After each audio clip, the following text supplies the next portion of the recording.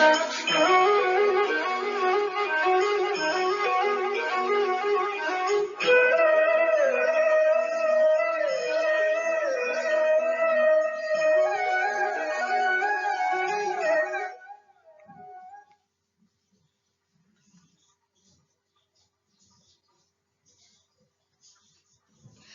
Everyone, welcome to Shri Hari study.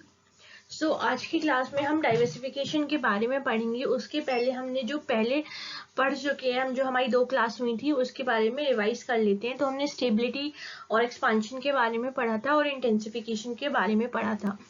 तो हमने stability status को, expansion fresh investment, stability no investment, expansion redefinition of business, stability no redefinition of business, expansion Tata Reliance, stability ONGC and sale.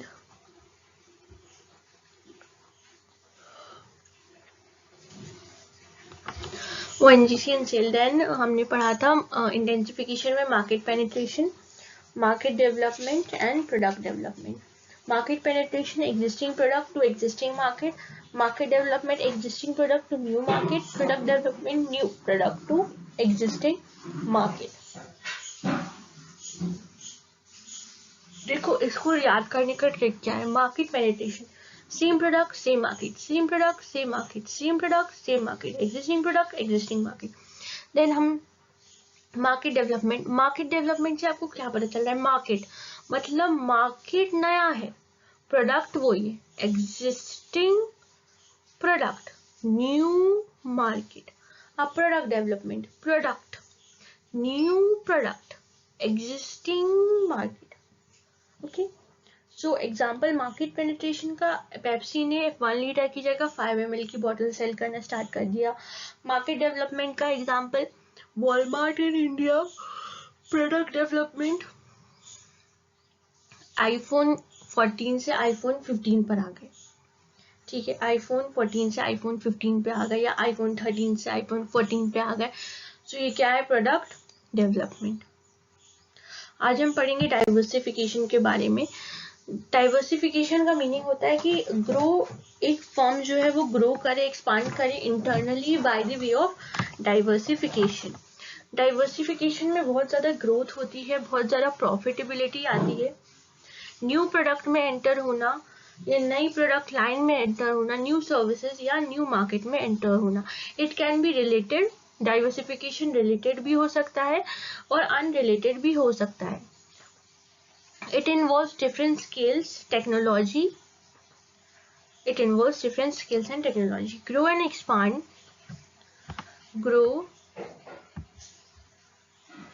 Grow and expand by diversifying into many fields and product. Diversifying offers greater prospect of growth and profitability.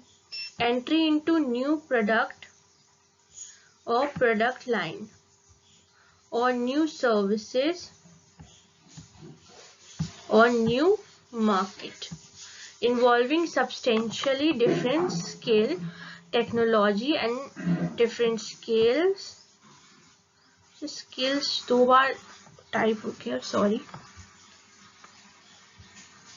Then हम diversification के types पढ़ते हैं। तो diversification का type है concentric, कॉन्ग्लो, innovation.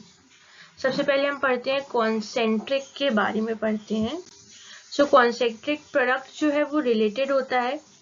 Diversification link to existing business, diversify into existing business मतलब कहीं ना कहीं से रिलेटेड होना, इधर बाय प्रोसेस, टेक्नोलॉजी और market.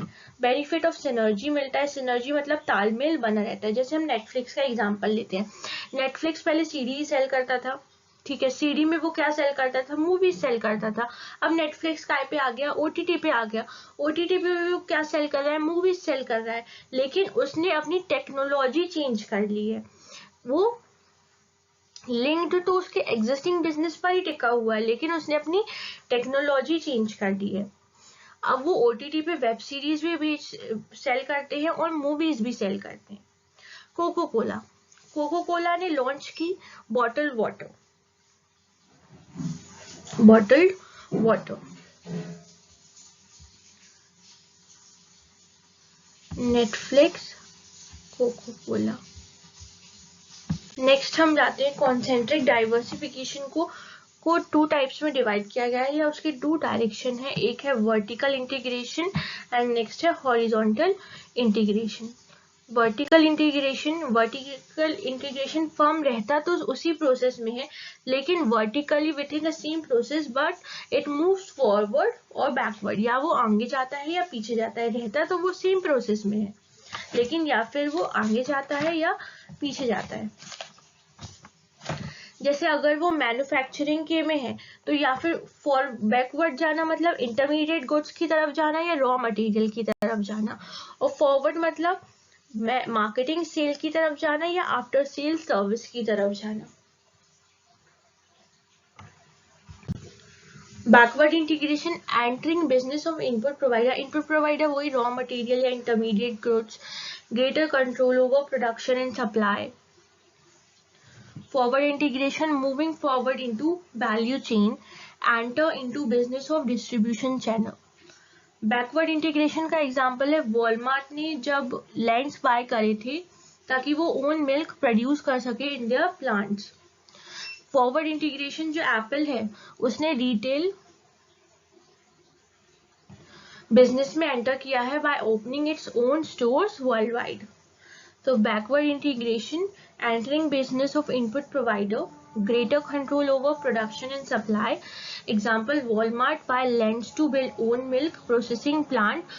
Forward integration, moving forward into value chain, enter into the business of distribution channel.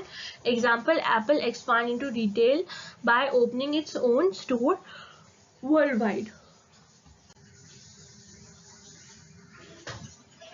Horizontal integration, integrated diversification, acquisition of one or more similar business, एक जैसे बिजनेस को acquire करना। जैसे एक textile mill है जो cotton, जैसे कोई मिल है वो कॉटन की क्लोथ्स बनाती है, अब उन्हें सिल्क के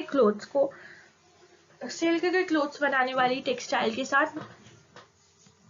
इंटीग्रेशन कर लिया या उसे एक्वायर कर लिया, तो ये सिमिलर बिजनेस है, दोनों क्लोथ्स ही बेच रहे हैं, बस फैब्रिक अलग अलग है।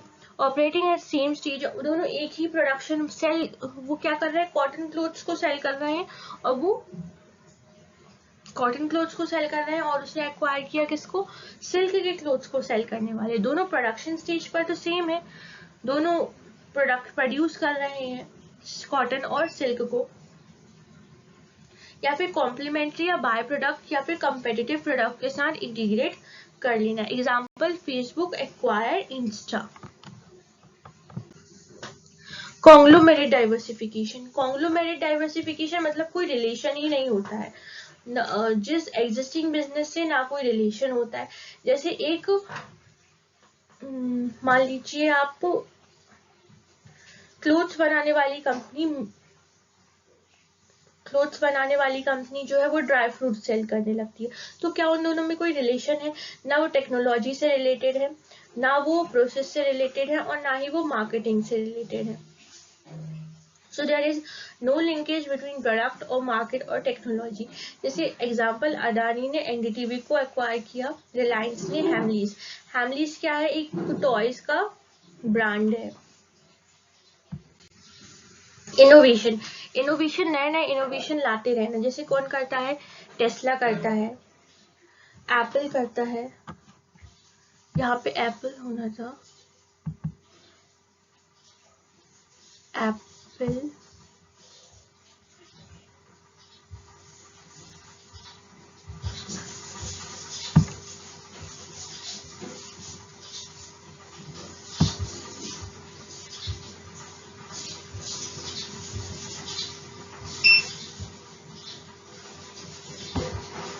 Apple, Tesla, Apple, Tata Motors, ये क्या है, इनोवेशन करते रहते हैं।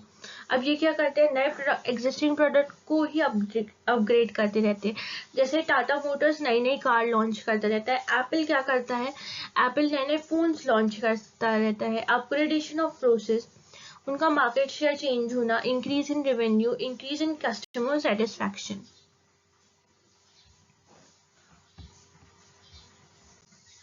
अब innovation offers the following. Innovation हमको हेल्प करता है to solve complex problem, increase productivity, give competitive advantage. अब help to solve complex problem, जैसे रिसोर्सेज जो है वो बहुत ज़्यादा स्कार्स रिसोर्सेज हैं, तो जैसे इलेक्ट्रिसिटी हुआ, वाटर हुआ, तो इन सबको बहुत ही सोच समझ के यूज़ करना पड़ता है। तो इसकी जगह अब इनसे क्या है, इलेक्ट्रिसिटी प्रोड्यूस होती है वाटर से, तो उसकी जगह क्या कर, कोल से, वाटर से, ये दोनों स्कार्स हैं। लेकिन जैसे ही नई चीज़ें इंट्रोड्यूस हुई, जैसे सोलर पैनल्स या विंड चिमनीज या सी वेव से इलेक्ट्रिसिटी बनाना, तो ये क्या है, हमारी जो बड़ी प्रॉब्लम थी स्कार्स रिसोर्सेज की, वो सॉल्व हो गई। तो सोलर पैनल्स इम्प्लांट करना या फिर सी वेव से या विंड चिमनी, ये सब एक्सपेंसिव है, लेकिन ये लॉन्ग टर्म बेनिफिट देते हैं। इंक्रीज प्रोडक्टिविटी, अब जैसे MS एक्सेल का यूज होता है, तो MS एक्सेल क्या करता है, बहुत सारे मैनुअल टास्क को ऑटोमेट कर देता है। तो इससे क्या है, प्रोडक्टिविटी बढ़ जाती है। गिव्स कंपेटिटिव एडवांटेज, इनोवेशन में कस्टमर मोर सेटिस्फाई रहते हैं, तो इससे इनोवेशन बढ़ता है। सो आज की क्लास में बस इतना ही। Thank you for watching. Like, comment, share and subscribe. Thank you.